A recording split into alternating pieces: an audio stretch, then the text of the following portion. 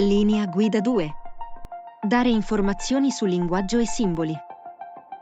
Comunicare attraverso linguaggi che creano una comprensione condivisa.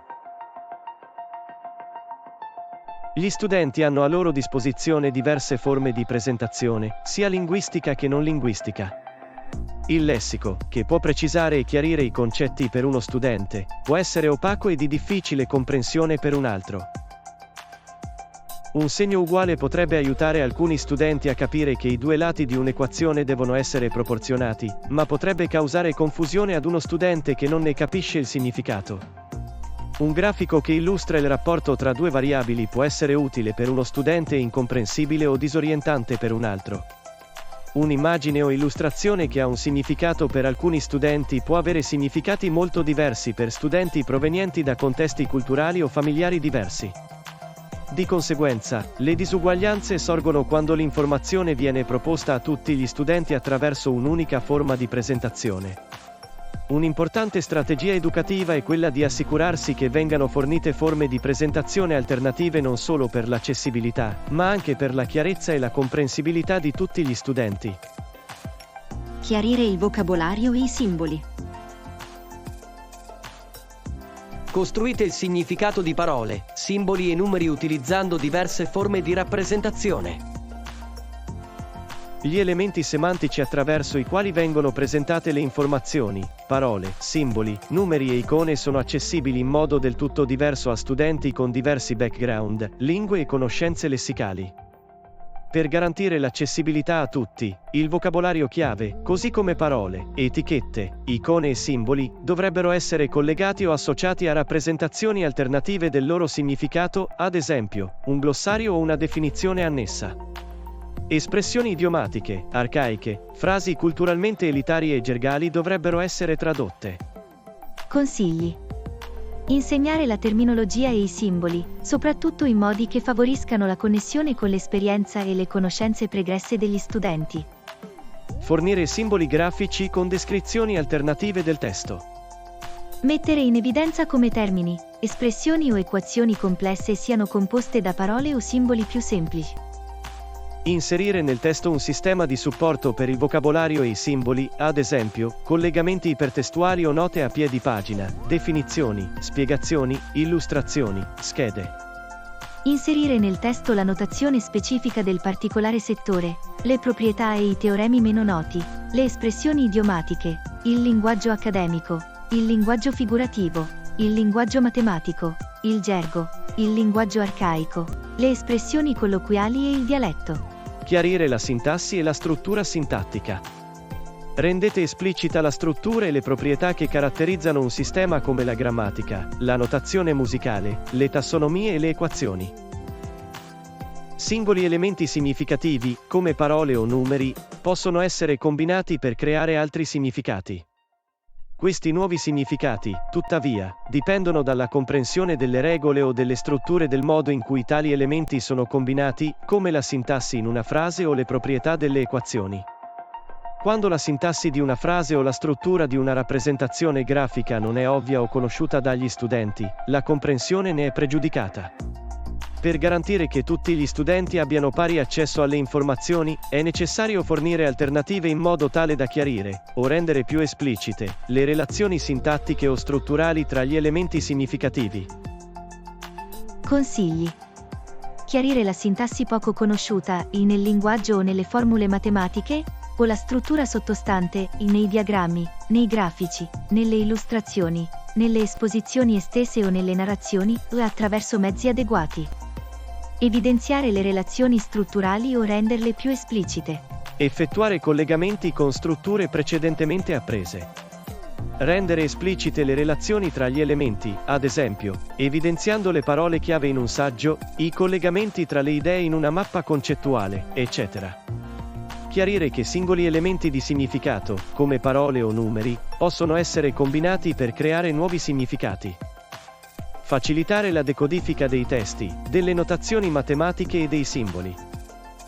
Accertatevi che il testo e i simboli non ostacolino l'obiettivo di apprendimento.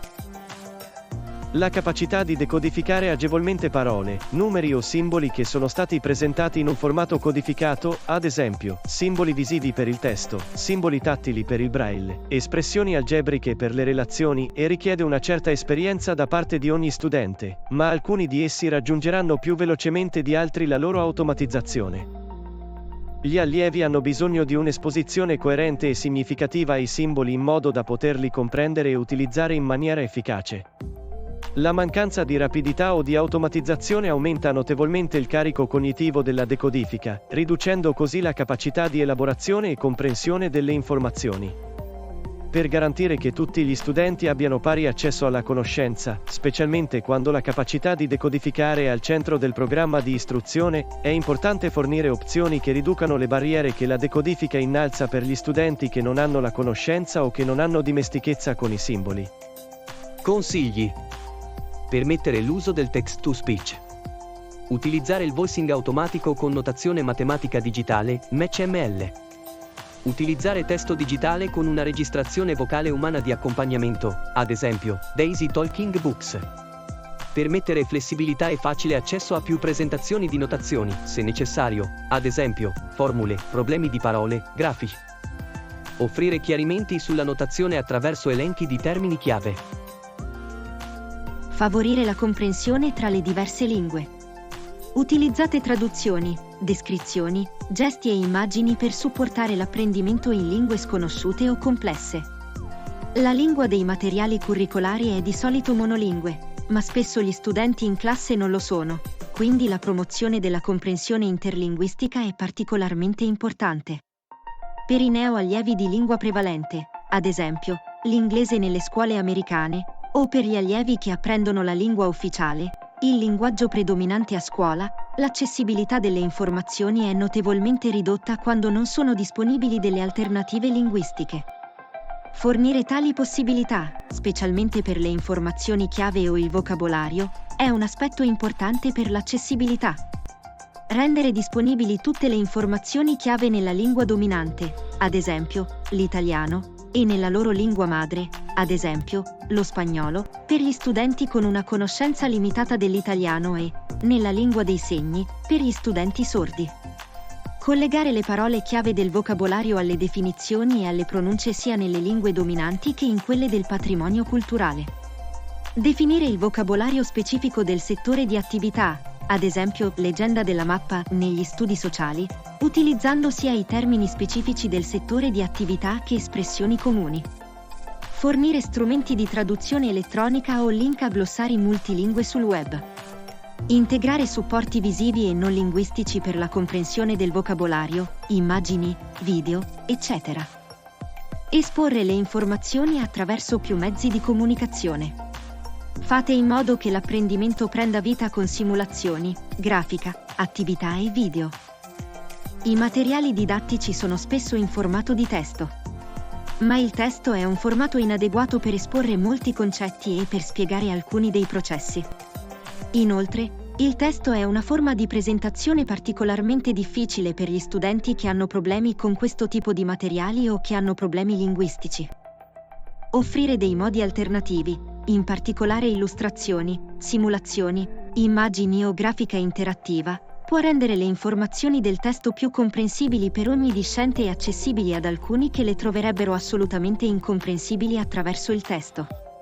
Consigli: presentare concetti chiave in una forma di rappresentazione simbolica, ad esempio un testo espositivo o un'equazione matematica, con una forma alternativa, ad esempio, illustrazione, danza-movimento, diagramma, tavole, modelli, video, fumetto, storyboard, fotografia, animazione, simulazione fisica o virtuale. Creare collegamenti espliciti tra le informazioni fornite nei testi e le eventuali rappresentazioni di accompagnamento di tali informazioni in illustrazioni, equazioni, grafici o diagrammi.